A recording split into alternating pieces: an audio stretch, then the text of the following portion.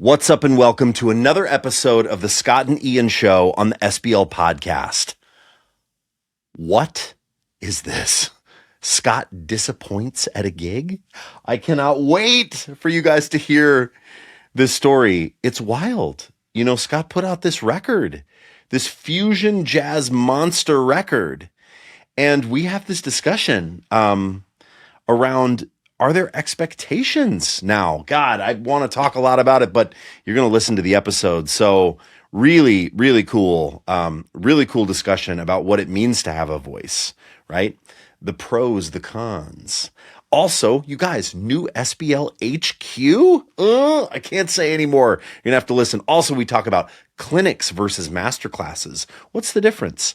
I just was out in Seattle doing one of the two of those things. I'm not exactly sure which one it was. But you might see some clinics. You might see masterclasses. You might wonder what's what.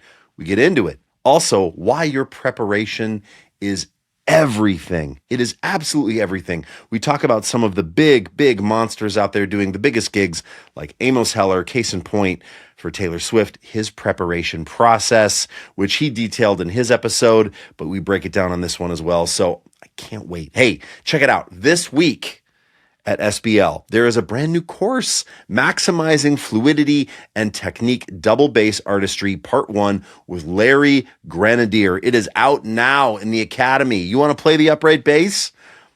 You maybe need to dust off that upright bass. I'm just talking to myself. Check out this course from Larry. It is in the Academy right now. Also, we have the weekly SBL Mentors live stream session today, Monday, November 27th, Ariane Cap.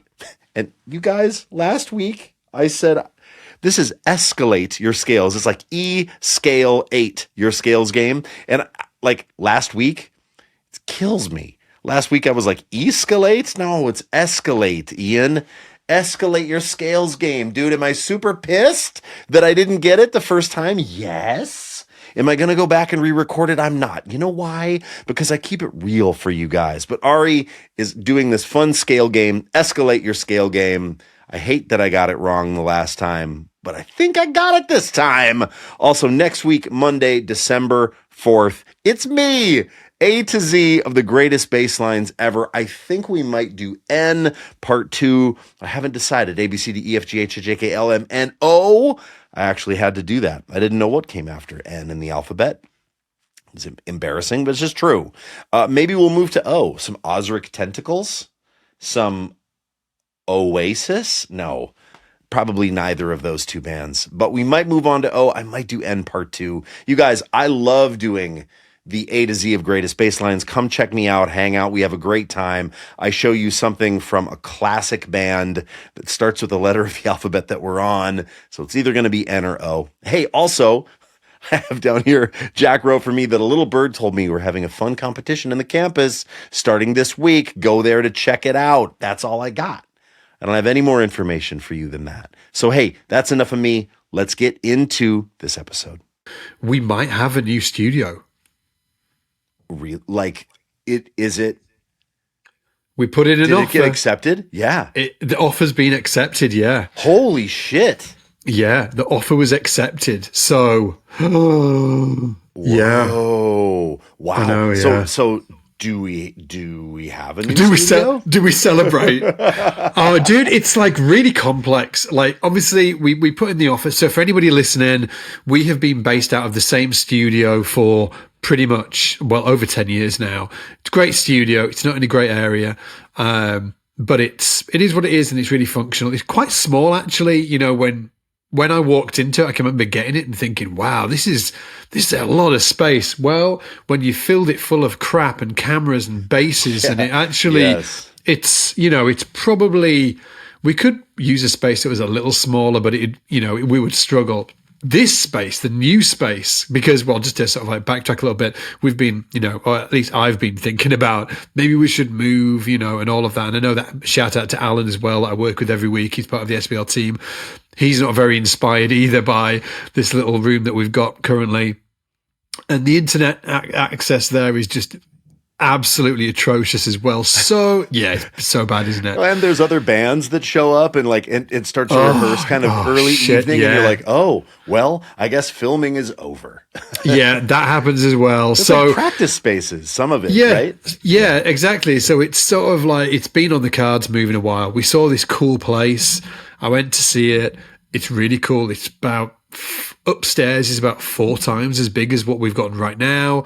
Downstairs is the same. So it's 8 times as big as what we've got now. Yeah. And we put in a cheeky offer and it got accepted. So it's accepted. So now, to answer you, Ian, we need to, put in, now the work begins. Oh, the work begins. I need to get a surveyor in. I need to contact like the solicitors, and I need to like financial advisors and all of that stuff. So that's all happening now, and it's grimy and horrible. And we might not even end up with the place, which is the worst thing. I might need to go through this, walk over the hot coals, and it might, fall not through. turn it. Exactly. But all that, super exciting. And I think it's going to be really... For next year, we've been talking about planning all of these courses. I guess we could talk about that just for 5 minutes on that or less.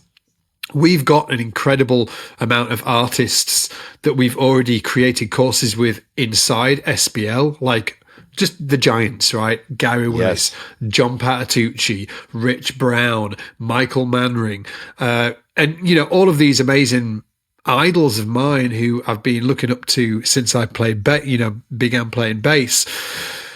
Sean Hurley is another one that jumps to mind. Jonathan Maron, all of these great players. And we've also got a bunch of courses already recorded in the can. But what's happened is, at least in from my perspective, is there's all of these amazing players, upcoming players coming through that, people listening to this podcast will be inspired by. And we haven't done anything with them, Right. So, and I think that our focus, or one of the big focuses next year, is going to be reaching out to a lot of the upcoming artists that are out there that I'm really excited and we're really excited to work with, and getting them to create courses for SBL, really ramping up the production of our cadence of releasing courses and recording courses. And so it's kind of exciting because we will be able to utilize the new space that we've got in the UK to do that. But also, we're going to be recording them. We've already talked about this, Ian, haven't we? Recording them out of Minneapolis as well, flying them to Ian's doorstep and just dropping them off. Go, guys! Create magic. Yeah, right. But it's going to be. I think it's going to be. It's going to be really fun next year. I'm really looking forward to it. So, if you have. If there are any up-and-coming players or people that you think that we really, really need to work with and would love to see on the SBL platform within the membership, please, if you are on YouTube, please let us know in the comments. Who are we missing out on? Who would you love to see on the platform who we haven't got on already?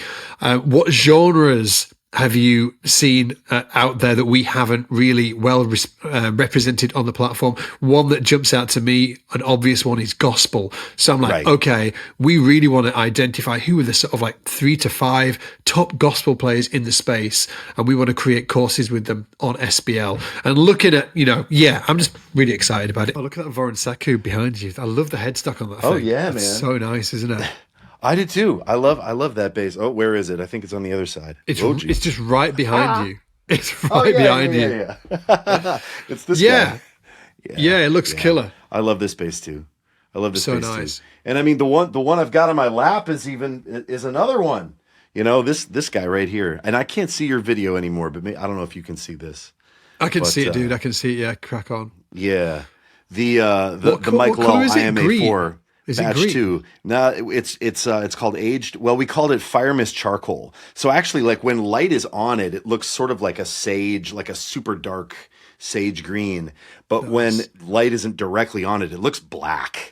So it's kind of like the idea was to do a black that had this hint of green in it in the light to kind of emulate that thing of like when charcoal frost, which is the classic Fender color, classic 60s Fender color, would green out over the years. You know, they would do a nitro finish on it, Yeah, and then it would yeah. sort of get aged and green. That was the idea to do with this bass. And I freaking love it. I picked it up. I was just in Seattle. I picked it Dude, up I at want Mike to hear. Law's. I do want to hear about your experience over there, because you were doing a clinic, right? And you haven't done that many clinics, have you?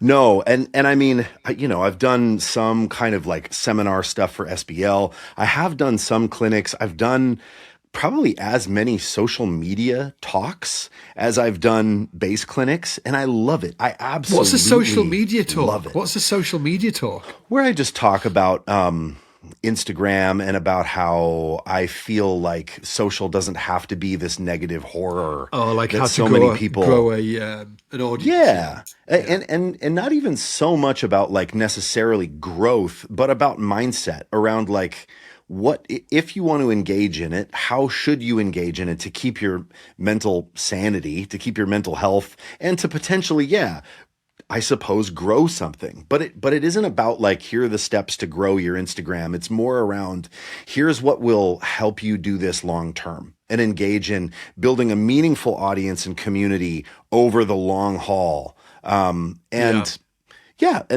I love doing that. I love It's making like a those lens, talks. right? Look through this lens. This Exactly is a new right. lens for you to look through and give you a different perspective on social media writ large. Yep. Yeah. I do That's that, interesting, man. and then I've actually done a decent number of bass clinics, seminars. I've done some at churches when I was involved in that scene, and I've done a few just in stores or in shops. And I went out to Mike Lull, and we celebrated the second batch of the IMA4 that came out, that ripped, that sold out in 2.5 minutes, Bonkers. which is bananas. And I picked this bass up. It was so fun. They presented it to me, as you would say, Scott. and it's incredible. I love it.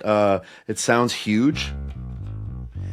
It just has a giant, big rock and roll sound, and I love it. It is a rock and roll sound, that, isn't it? It's beautiful. Yeah. I've got a little bit of amp emulation on it now, because I thought we were going to be setting up for John Button, So it's pretty rocking at the moment. Love it. Yeah, man. I went out and talked about how did you prep for it? I'm asking selfishly because I haven't done that many clinics. I've done maybe a handful, and I guess mine have been a real mixed bag. Some of them have just talked, like people have wanted me to talk.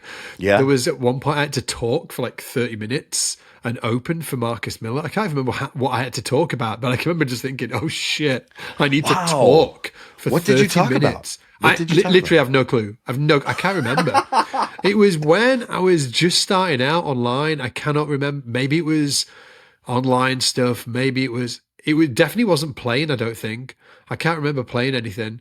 So I have no clue, but I can remember thinking, oh shit, I need to talk for 30 minutes or whatever it was. And that was pretty nerve wracking. And then I've done some other stuff. The last one I did was at the London Bass Show, where, I have done a few clinics there. And what I did is I cheated. I got a live band, and I talked about how, I got a live band in, and we talked about how we can communicate as musicians. Yeah. And even though we've never met before, we can play together through, and we basically got into kind of like stagecraft, or, in terms of how to communicate effectively on stage when you've never played with musicians before, pieces you don't know, all of that. That's what we've talked about. But you didn't. You turned up with a bass, and you played. So, like, what did you do? Did you play along with backing tracks? Did you play? Yeah. What was the vibe? Well, first of all, I need to tell you that the thing that you did is not cheating. In fact, that is more difficult. Organizing a group of musicians to talk about like ensemble playing. I mean, that's incredibly valuable and cool. So you're too humble, Scott Devine. That sounds incredible. For me, so I've done this before. With a couple different environments. I used to do this thing of like all the things that I think are important about playing music, and it was too big, right? Sometimes I would do that with a drummer, and we would talk about groove, and we would talk about ensemble playing. We would demonstrate things together. We would play along to tracks. But when I have to do it myself, what I've been doing lately is I've been centering it around the artists that I play with, which are 4. There's 4 like original artists that I play for off and on. There's Dessa, it's like a hip hop, pop music singer-songwriter. Then there's Jeremy Messersmith, who sounds like a combination of like Sgt. Pepper's and the Beach Boys. Very different vibe. Flats on a, hollow body. There's the Orange Goodness, which is a trio, a rock funk trio. And then there's Eric Hutchinson, who I've been in his band for about 10 years, musical director, and that's pop, soul, funk, R&B.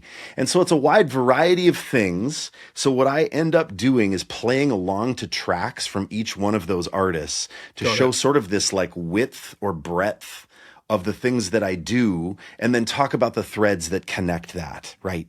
So for me, it's like playing super intentionally, playing in time, getting a great sound with your hands, but then past that, to me, it's all about sound. I feel like I don't get hired ever really to play fills or a lot of notes or solos necessarily, even though I do some of that in Hutchinson's band, but I get hired to kind of create scenery.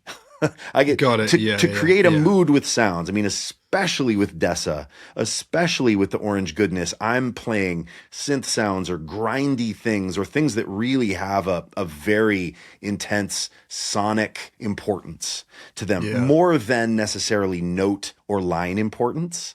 Yeah. So, I talk about that, and I talk about how that isn't necessarily everybody's gig, but that it has really become mine. And then also the other thing I do is I really make a push for people to play by themselves and uncover maybe what a solo voice looks like for them. Not a solo, playing bass solos, but playing by yourself. How you can take a bass note, a melody note, like the great Bill Frisell, and maybe start to write songs, compose with this, because I think, people talk about this instrument as an ensemble instrument, and it is, of course, at its core, but it's also gorgeous. It can be a gorgeous solo instrument. Yeah, so I always either start or end with, Scott, like, I always like start or end a clinic with this kind of thing,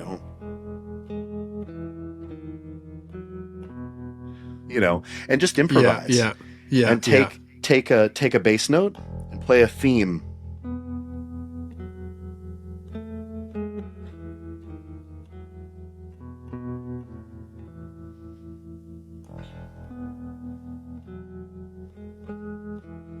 Or whatever it is, and just something that kind of comes to me, right? Yeah. As and then I get a lot of questions about the HX Stomp. That's essentially what happens. Like, how much do you how much have you structured it? So you've got your 4 tunes you're going to play. Do you know the threads? The reason why I'm asking is like there'll be people out there listening to this, and they will be asked in the future to, do a clinic or whatever. And I think it's just, in terms of just doing gigs as well, preparation is an important subject. But for you specifically, do you have like mapped out to a certain extent what's going to fill the gaps between the performances? Not really. I will say this. I think about it a lot in my head, and the prep that I do for clinics is really having the music together. So I make even custom bounces of the music. So I'm not playing a 4-minute song. I'm maybe cutting out verse 2 and going straight to the bridge, so I kind of make these like shortened arrangements. Shorter, yeah. So that they're not, because honestly, sitting in a clinic and listening to a 4.5-minute song is kind of brutal. It's kind of arduous. I feel it even when I'm playing a 4.5-minute song with a track. Like I want it to be 1:45, 2:30 tops. So I kind of make these custom that really get to the point of what I'm trying to play and what I'm trying to say. And then I encourage people also, a big part of it for me is Q&A. And I love Q&A. I actually love the surprise of Q&A. I find that that's probably the most useful section of it. So I say, hey, I'll answer any of your questions at the end. But as we go, if you hear anything where you're like, whoa, I need to ask a question about that, just raise your hand. And like, this can be a dialogue. It doesn't need to be a presentation and then Q&A at the end. Got it. So, what happens is I'll play something and people will be nice and clap. And then someone will raise their hand. And then they'll say, what's that sound that or why did you use that? And then it stimulates sort of a larger discussion. But I definitely don't map out bullets in terms of like what I'm going to say. I have a real good concept of kind of what I do in my kind of sideman role. And I, talk about a little bit who I am and talk about that at first and then play some music. And that usually kicks off a bunch of questions. Got it. Okay.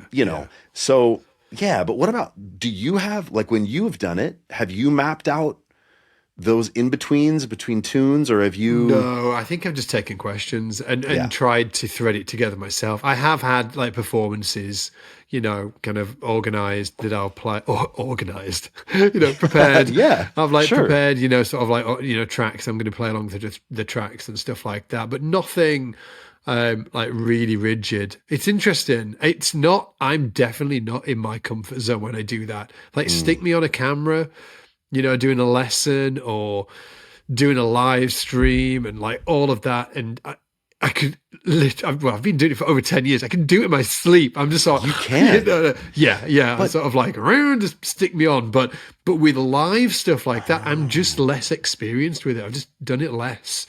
Yeah. So I think that it's definitely not my, I'm not uncomfortable, but I'm always a little bit nervous, I'm like, oh God, I hope it goes all right, all of that.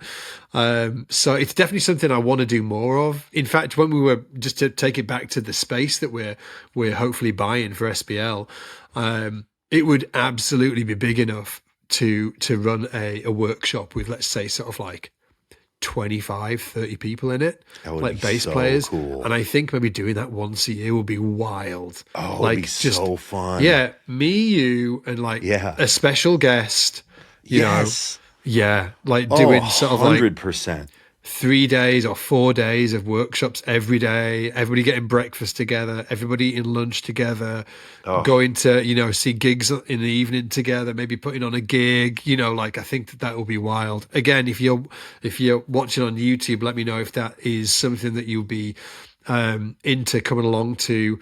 Again, maybe just like running 1 or 2 a year could be really, really fun. And that space, we could do it in that space. We could absolutely do it in the space. So yeah, man, I would love to do like a clinic with you where we're doing something together, where we're talking about the similarities we have, the differences we have, or maybe I'm even facilitating, like, I'm like, man, when you play this thing, like I'm facilitating something for you and vice versa. I think, because when you say that you feel uncomfortable in that environment, it's hard for me to imagine, actually, because I think you're such like a natural, fluent presenter that I feel like all it would take for you to feel really confident is just a couple more reps.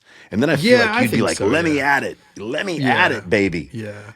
I think it does. I did my brother's, I'll tell you about my, my recent presentation was at my brother's wedding, and that was freaking I was best man at my brother's wedding, and that was awesome. Did you prepare the speech? Holy shit, dude. I unleashed like a minigun, a minigun of embarrassment on my brother. I just rained it down, and it was so cool. I was actually quite nervous about it, but I prepped. I got this whole speech together. It was awesome. And the guy who was, there's like a compere there taking care of everybody at the actual venue was beautiful as well.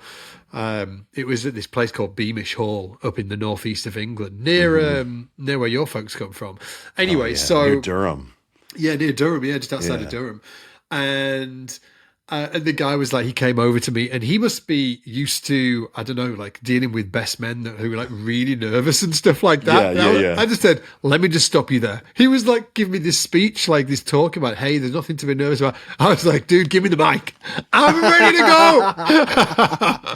And it was, it was awesome. Great. And my brother and the father of the bride. Is somebody outside? Somebody's knocking at your door. Hold on. Somebody's knocking at the door. I'll be back in 2 seconds.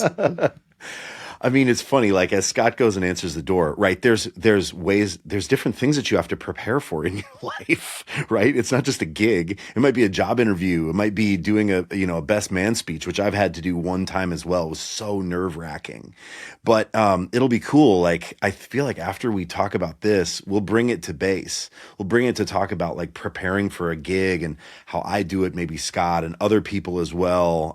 Like Amos, how he prepares for a gig. So we'll get there as well. I was just filling in the people where we're going. But oh, cheers, dude. I actually thought that was a bass, but it wasn't. It was just Alan. Oh, what a disappointment. It was Alan's. We're just preparing here. If you hear some knocking in the background, it's Alan. We're preparing for an interview we're doing with John Button. John Button's a beautiful bass player, plays with The Who, and Roger Daltrey, a really fantastic guy. Anyway, so if you hear knocking around in the background, it's just Alan setting up some stuff. But yeah, what I was saying is like my the father of the bride, he did his speech, and then my brother did his speech, and like disaster hit both of their speeches. So it just made it even. Oh yeah, like the father of the bride, he just got caught at. He had a few too many beers, I think, and just got caught out, got up, and the fear grabbed him. So his speech, little, could have been better. And then my brother's speech, this was awesome. He pulled his phone out. He had his speech on his phone. He's sitting next to me. He put his phone on, and then, you just get that little spinny wheel, and his phone just goes dead. He looks at me. No, he looks at me, and he says, my phone's just gone dead, and it had my speech on it. And I was like, well, break a leg. So all that to say that it just made my speech outrageously. It set it up in a way where I could have delivered a dog turd, and it would have still been great. So, but it was awesome. I was really looking forward to it, and it was awesome. Yeah. Oh, that's so cool. Yeah, but you prepared for that. Like you had. I did prepare. Did you have sort of like like markers along the way? Like you need to hit this, you need to tell this story, you need to how did you organize it in your mind or on paper? I scripted the entire thing. Yes, scripted the entire thing. Read it to Lisa, read it to the kids multiple times, rehearsed it multiple times in the hotel room. So I was ready to roll because I needed to get. There was a bunch of jokes in there. Like you guys probably don't know, but my brother, he broke his neck like 12 years ago now. And obviously very, big shock to the family and all of that. But it's just, now 12 years past, it's full of jokes now. It's great joke potential for wedding speeches. So I was telling this story of him just moving to Durham, and I was like, what is he doing? He'd been accident prone his entire life. He broke his neck. We're gonna have to wrap him up in bubble wrap and send him around Durham so he doesn't go hurtling down any of those huge hills. It was awesome. And it was really well. Amazing. It was well taken as well. So good. Yeah. But I was well prepped. Yeah. Well, and I try and do that for gigs as well, to be honest. I try and prep as much as possible. Like bringing it to the base, do you feel like, well, I guess, I'll say this for me. I think that preparation is a huge, depending on the gig, right? There's certain gigs that you can't really prep for if it's a fully improvised gig, for instance, or if it's a jam. There's some things you can do, but you're kind of like your life up to that point has been the preparation. But if you're playing somebody else's music as a side musician, which is the thing that I often do, the prep is huge. The headline is over-prepare. The headline is over-prepare. If you're playing with musicians that you haven't played with before, they will be so used to people trying to freaking fly by the seat of the pants and not doing a great job. So when you turn up and you're like really well prepared and super cool, you're not like, asking a million questions because you don't know, you've done the prep, and you just ease in and make their life easier. It will make you so much more employable next time around. They're like, oh, let's get John Smith, because John, he just preps the hell. He got to the gig, he nailed it. And I've been the employer as well when we had a commercial band and we were going and doing sort of commercial events and stuff like that. It was the guys that turned up on time and they were super prepped that really stood out, and we rebooked over and over again. And of course, it was there was a few. There's a few different individuals that sort of like jump into mind to me. I'm trying to. I haven't really, I guess, sort of like thought about this thoroughly for a long, long time. But there's a few guys that just they kind of they not only had obviously prepped the hell out of it, but it was in terms of them telling us about it, super low key. That was it was. You just could tell they just knew everything. There was this one specific drummer. He just turned up. He knew all, and he didn't turn up and was like super geeky and like getting out of his notes and like he was like really low key, super like very kind of like confident, chilled, and then just on the best and then got on the gig and honestly nailed it better than the guy whose gig it was. Right. And I was like, holy shit, that's and it's huge. Proof's in the pudding. He now lives in London. He's a really well-respected musical director, works on a lot of the West End shows. Like, it was from that moment, I was like, oh, of course, because he was overly prepped and very calming to be around. He's just a calming individual. And that's what you want. Like on this, this clinic that I did too, someone asked me about preparation and we talked about, I had a thing where I showed up to an Eric Hutchinson gig early on, been playing with him for 10 years, but in the beginning I was a sub and I showed up super prepped. I do this thing for prepping for gigs. I do very differently actually than prepping for talks. Talks are a little more off of the top. They're a little more like question reliant, but when I'm prepping for a gig, I do this thing a lot called Gig Simulator, where I literally put on the clothes that I'm going to wear. Oh, you do? Yeah, you've talked about that before. Yes, and I stand up and I put the pedal board on the floor and I arrange a mic if I'm going to be doing any BVs if you're in the UK, right? Yeah. And I run the gig. And my dear friend Zach Miller, who now is playing the Eric Hutchinson gig, you know what he does? He plays the set alone by himself. He runs through the entire set without any other music, singing the music in his mind. What? Seriously? Yeah, seriously. That's how he does it. And he murders. He's so then amazing. When he shows up to do it, everything is just done. There might be some tempo things. There might be some things we sort of change on the fly, but he's not going, oh my God, where do we go in the bridge? There's none of that. All that work is done. And there's a calm like you described. Yeah. But I mean, it might sound crazy, but if there's a gig coming up for you that feels important, I mean, I would argue that every gig is important to a degree, but if there's a gig that you feel like, wow, this is a big deal and I want to do really well, put yourself in your mind on stage. You don't have to necessarily do the Zach Miller and play all the stuff without the music, but play the set, organize it in Spotify, run it down, stand up, have your bass on a strap, do the things, click the sounds that you're going to use, whatever you're going to do, wear that jacket that you're going to wear with the sleeve that's going to mute your E string and realize, I should, because, right? Like those are the things that you don't want plaguing you in the performance. Here's the deal, right? Yeah. Your ex-girlfriend's going to show up. Oh, that's going to take up some mental bandwidth. Oh, there's going to be the sound check have been terrible or non-existent. And there's going to be weird nodes in the room where your G is going to explode and your D is going to feel like it isn't there. There's all these things. Your in-ear mix is going to suck balls. Like all of the things will happen. And if you're not prepared, that stuff tanks you. It absolutely tanks you. But if you are prepared, you will rise above all that stuff. Yeah. I think there's a serious amount of flexing. For me, like when somebody turns up and they're just like super prepped, it's just like the best flex. It's like, it's the best, isn't it? Yeah. And can I tell you this? Check this out. A little bit of shade. I'm not going to name names. I'm not going to tell you what gig it was on or anything, but I have to tell you, there was a drummer that showed up who is a bit of a name. There's a drummer that showed up to a gig that I was playing a number of years ago. We're going to keep it all vague. And he was a bit of a name. You might know who he is, Scott. Everyone listening might know who he is.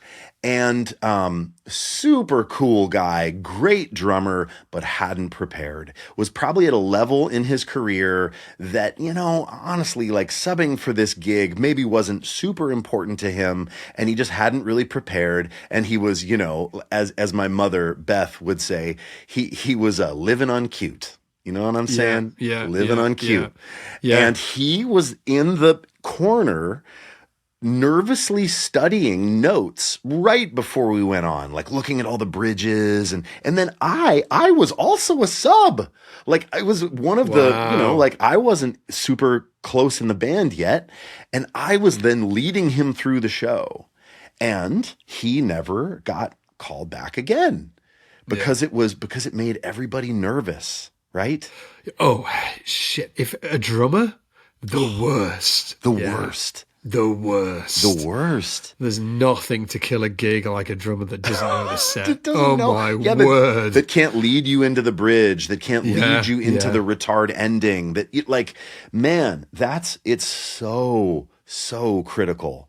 So put yourself into that position. It reminds me of Amos Heller, who, I did an interview with him here on the pod. And if you haven't checked out that episode, go do it. Especially if you're interested in being a side musician, go listen to Amos talk about how he got the Taylor Swift gig, because it is fascinating. And he still, to this day, talks about when he's doing a gig, like he did the Florida Georgia Line gig for a while. He plays with other artists as well. Yeah. But he talks about when he's memorizing, he only does 2 songs a day.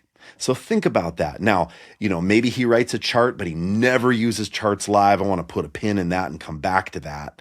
But he only has capacity for 2 songs a day to memorize. So think about that. If you're doing a set that's 20 tunes, 30 tunes, think about how many days that has to be. Wow. Right? Yeah. Like you have to, and that's what he does. That's what he did when he got to Nashville, 2 songs a day.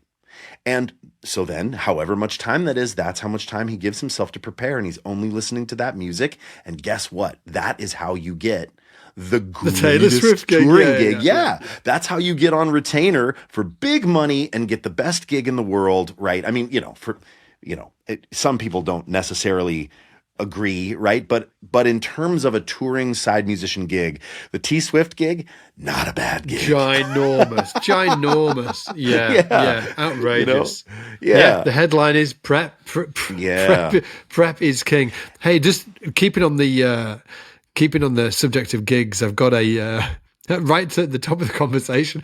This conversation, I was like, "Oh, I've got this thing to tell you," and I was pretty weird.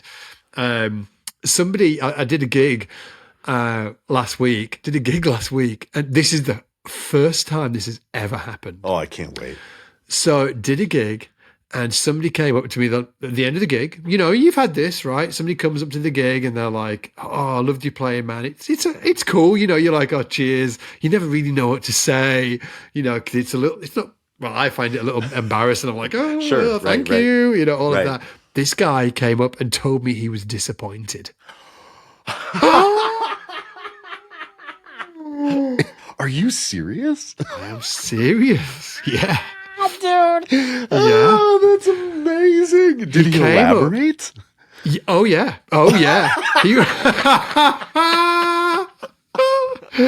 It was, and it was so funny as well, because guy comes over and he's like, shakes my hand and stuff. Oh, follow the podcast, listen to the podcast, just listen to the album and stuff.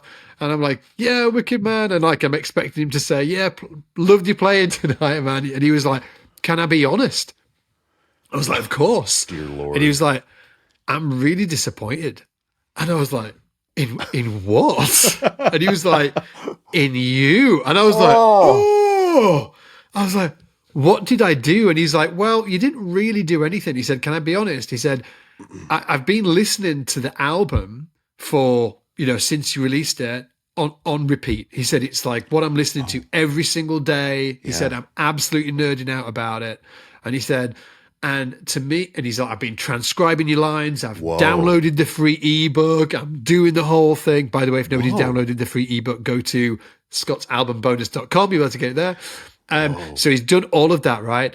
And he said, And I turn up today and I'm expecting to see that player that I've just been listening to on the album.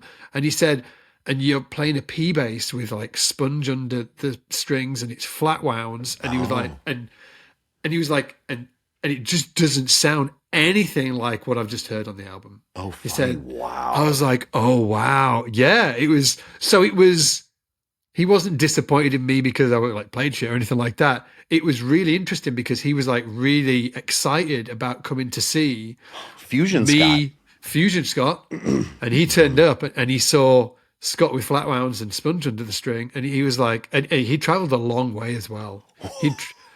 He'd traveled 2.5 hours to be at the gig. Whoa. And I was like, I'm so sorry. And it was a great conversation, but it made me think about, I'd never really thought about that ever. I didn't really know how to sort of like process it. I'm really glad that he came up and said it, but it was interesting that he was just like, it was the polar opposite of what I was expecting. And he said it in a bit, and before anybody freaks out in the comments, he was like super respectful. Sure. He was obviously a cool guy. And I think that he said it because it was interesting. I think that he was interested in it. He was like, I didn't expect to see this, what I saw tonight. He said the music was killing, loved the music. He said the band was killing. He said the vibe was great. He said your bass playing was great. He said, I'm just disappointed I didn't get to see that person that sound that I've been hearing for the last 2 weeks or 3 weeks or whatever it was. I mean, fair play, but also like another, no disrespect at all, because that guy could also be listening here too, and I was I just want to be careful about what I say, but that kind of playing isn't the right thing for every gig. But maybe he was thinking he was going to come and see sort of like a combo version of what you guys did on the record, and that was sort of your lane of playing always. But you of course, hey man, like I could have played. diverse. I could have played like that on the gig. I could have played like it. I kind of left them. I left, and there was other people there that mentioned the album, that said, "Hey, love the album. Oh, we've come down to check it out," and stuff like that. They didn't say that, but I left thinking, "Oh shit, did they feel that as well?" Like, right, like they just weren't as honest, maybe, right? Like they weren't as honest as that guy. Maybe they were feeling it. Yeah. Okay, let me put it. I'll like flip it to somebody else. What happens if I was watching Gary Willis and listening to Gary Willis's albums, and I was like watching all of the Gary Willis videos, and he's like shredding on the fretless and doing the Gary Willis thing, right? And I turn up to the gig, and he's got a Marcus Miller bass, and he slaps like Marcus Miller all night.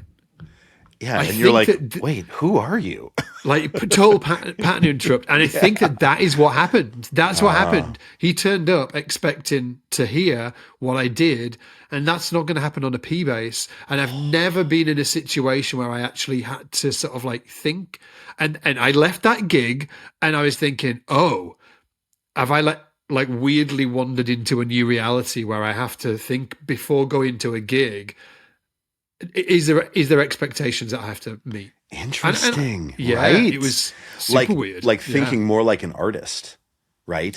Yeah. Okay. Do it with you, right? So people listen to you on Instagram. They're really buzzed about, turning up and listening to Ian doing all of his amazing sounds and stuff like that. You rock up to the clinic. You've got no effects. And you've got a P bass with flats, with sponge under the bridge. Right. Yeah. Is anybody going to be disappointed? Tell you what, they are. Probably they are going to be disappointed. As I was thinking about when you're telling this story, I haven't had someone say it directly, but I've had people say it indirectly. And you know where it's happened? On I have done some wedding gigs, right, over the years where people, so in that zone, someone is like, "Whoa, are you the guy from SBL and Instagram?" And I'm like, yeah. And then they watch me play Brown Eyed Girl with an appropriate technique and sound. And it's totally a letdown, or there'll be people that were a fan of my old rock band called Down and Above, and they'll see me, and go, oh, oh, are you from, and then I'm playing something totally different. And it gets you thinking, right? It really does get you thinking about like what to say yes to. And then when you say yes, how you're going to carry yourself to satisfy the expectations of the gig, but to also potentially satisfy the expectations of the people that have come to see you. Right? Yeah. So I want to just give a quick shout out to Mike, the guy that came down, because it and also being brave enough and open enough to actually say that, and it was I took it in a great way. He delivered it in a great way. Wow. And it was great food for thought. It was a great representation of the podcast because he up front said, "Look, I've listened to hundreds of hours of you guys talking, and I know what I'm about to say is going to be taken really well because it's interesting." Oh, great. And then did it, and I was like, "Oh wow!" And I said to him, "I was like, I'm going to mention it on the pod because it was really interesting and made me feel like, oh yeah, maybe I need to." Well, obviously I do. Next time I'm going out for a gig, there's maybe a little bit more responsibility than, I wonder what bass I'm going to play today, and just grabbing whatever and just doing whatever. And I think that interesting. It also made me think about the bands that I play in and whether they have any expectations as well that I'm not actually really considering. I turn up with a P bass one day, I turn up with a Ken Smith 4 the next. Very different sounds. Very different personalities that are going to play those instruments, and it's interesting. Did it make you feel, because you know what it makes me feel for you, and I wonder if you have felt this, did it make you feel at all like you wanted to play some of that music live? Yes. Yeah. I think that you should. Like you and Cy need to get that band together, or a band, right? A sustainable version of that band, and play some shows, man. Yeah, we should do. We've been offered some gigs over in LA, actually. I was like, I'm not sure. Like, maybe. Yeah, I know. Yeah, bonkers, right? But I did come away from the conversation feeling like, oh, I have a responsibility to, maybe a responsibility that I didn't have before I'd released that album, and I had a responsibility to the sound, we've talked about finding your sound, and really, I think that I've, for the first time, had accountability around that. It wasn't so, like I've said it out loud, but it's one thing saying out loud. There's another thing feeling accountable to other people. Yes. That are turning up and expecting that sound. And again, just to sort of like, the Willis thing's funny to cite it, right? Totally. Willis, you turn up, you're expecting this fretless monster. Or can you imagine playing rock with a pick or something? Yeah, he's playing rock with a pick, or he's slapping. He's got a P bass with flats on. I'm like, it would be interesting. Right. It'd be interesting. But not what you expect. But I'm turning up. When I go to wherever, Pizza Hut, or I'm going because I want a pizza. If I want to go to Five Guys for a burger, I'll go to Five Guys. Damn right. Same kind of deal, like I felt accountability to the sound. Well, and Corey Wong talked about this thing of like, before he was like funk 16th note rhythm guitar Corey Wong, he was doing all these different things, and then someone told him what his sound was. It had to come externally. He was doing the funk thing, but then he was also playing big jazz box, like big, George Benson-esque. He wanted to be like a jazz dude. And then this is exactly the same as that, yeah. Yes. Basically, somebody came along and said, hey, that's your sound. That's right. What's up? What you did tonight, that wasn't your sound. I was playing the big box. I was like Corey Wong. Yes. And somebody turned up to watch him do the funk. What? And so, and they turned up, and he's playing a big box jazz guitar. I mean, shoot. It would be so bizarre, right? I mean, it would be bizarre. I think too, Danny Moe has talked about that too. Danny Moe Morris, if you guys don't know, I think is he well he teaches at Berkeley, fabulous bass player, and he does this big left hand muting thing where he plays a lot with his first finger on his left hand and uses his additional three fingers to mute in front of the note on flats and gets this beautiful, almost like R&B, Jamerson, uprighty. Yeah, just brilliant, beautiful, short, fat notes. And he was doing that, in addition to other things on a gig. And somebody called it out, like a guy that was on the gig called him out and said, that thing that you're doing there, that's your sound. Like specifically, that so thing is your isn't it? sound. Yeah. And I do kind of feel like it comes from other people. People are like, oh man, do that Scott Divine thing. Oh man, and it's worth paying attention to. That's fascinating. Interesting, it's fascinating. Right? Yeah. Anyway, thanks to Mike, dude. We're gonna have to bounce because we've got this interview with John Button. Yeah, we do. John Button. The John Button. So we need to set up for that. Oh, by the way, if you want to check out Danny Moe as well, he's got courses in the SBL membership. Go check him out. They're awesome. He's got a full band playing with him. He talks about how he approaches muting and bassline creation, and it's really cool. And he's also playing this awesome, I think it's like a 59 original P bass on that. It's not his. Yeah, it's one he borrowed from one of his students at Berkeley, and it killed, dude. It was really light. It was like 7.5, cool. 8 pounds or something. Yeah, it was beautiful. He also does the mentors live streams for us on Mondays. So be on the lookout for that. He teaches Jamerson lines and classic R&B lines. And hey, quick, before we bounce, I just also have to give a shout out to someone I met on a gig named B-Joy. Check this out, Scott. I don't know if I told you about this, but a guy walked up to me and said, hey, are you Ian? I said, yes. He said, I listened to the pod, and he said, and check this out, man. I am a guitar player. I have zero interest in bass, zero. He's like, but I like to fall asleep to podcasts. And so I thought what I want to do is I want to fall asleep to a bass podcast because there's nothing that could be more boring and sleep inducing than a bass podcast. And I said, oh, incredible. And he said, but then the problem is the opposite happened. I got totally hooked. I listen every week. I know exactly what's going on. And then my son Dash ran up because he was at the gig and said, hey, Dad. Yeah. And this guy went, oh my God, is that Dash? And Dash was like, has he got a bass yet? Has he got a bass yet? That's a great question. B-Joy, if you're out there, do you have a bass yet? Because the assimilation would then be complete. Yeah. The metamorphosis. But you guys, wherever we go, we hear you come up. Please just, never hesitate to come up and say hi. When I was out in Seattle, I talked to a lot of you guys about the podcast, about SBL. When I was in Germany for Guitar Summit, you came up and said hi. We really appreciate you listening. Absolutely. We love doing this. I look forward to this podcast with Scott every single week, and we wouldn't do it in the same way if you guys weren't listening. So thank you very much for checking it out. 100%. Yeah. We'll see you next time, guys. Take it easy. Bye. Take care, everybody.